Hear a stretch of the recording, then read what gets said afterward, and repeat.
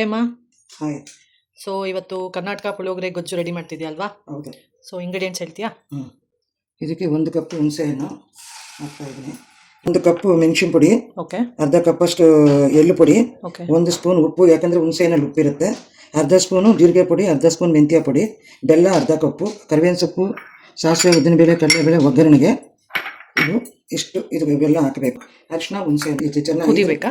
ಅಲ್ಲ, ಇದು ಆಲ್ರೆಡಿ ಕುದ್ದಿರೋದೆ. ಇದರೊಳಗೆ ಮೆಣಸು ಪುಡಿ ಹಾಕ್ಬಿಡ್ತೀನಿ. ಓಕೆ, ಮೆಣಸು ಪುಡಿ, ಉಪ್ಪು ನೋಡ್ಕೊಂಡು ಮತ್ತೆ ಹಾಕ್ಬೋದು. ಸೊ ಎಲ್ಲ ಒಟ್ಟಿಗೆ ಕುದಿಸೋದಾ?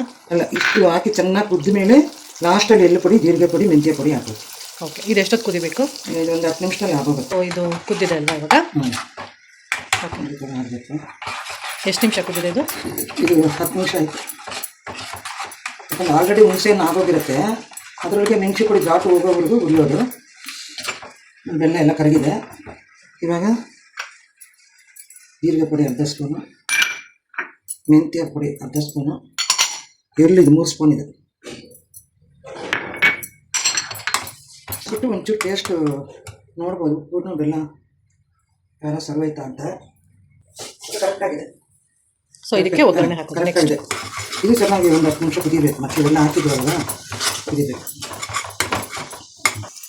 ನೋಡಿ, ಸೊ ಇದಕ್ಕೆ ಒಗ್ಗರಣೆ ರೆಡಿ ಮಾಡೋದಾ? ಸಾಸಿವೆ,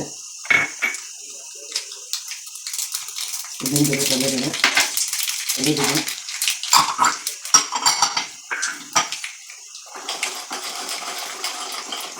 ಕೆಂಪಾಗಿದೆ ಅಲ್ವಾ? ಇಷ್ಟು ಕೆಂಪಾಗಿದೆ. ಓಕೆ, ಕರಿಬೇವಿನ ಸೊಪ್ಪು ಹಾಕ್ತಾಯಿದ್ದೀನಿ.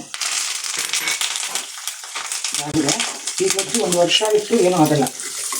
ಗೊಜ್ಜು ಹಾಗೆ ಇಟ್ಕೊಂಡು ಬೇಕಾದಾಗ ಬೇಕಾದ ಈ ಥರ ಒಗ್ಗರಣೆ ಹಾಕ್ಕೊಂಡು ಬಿಸಿ ಅನ್ನಕ್ಕೆ ಒಂದಿಷ್ಟು ಗೊಜ್ಜು ಹಾಕ್ಕೊಂಡು ಒಗ್ಗರಣೆ ಹಾಕ್ಕೊಂಡು ಅನ್ನ ಕಳಿಸೋದು.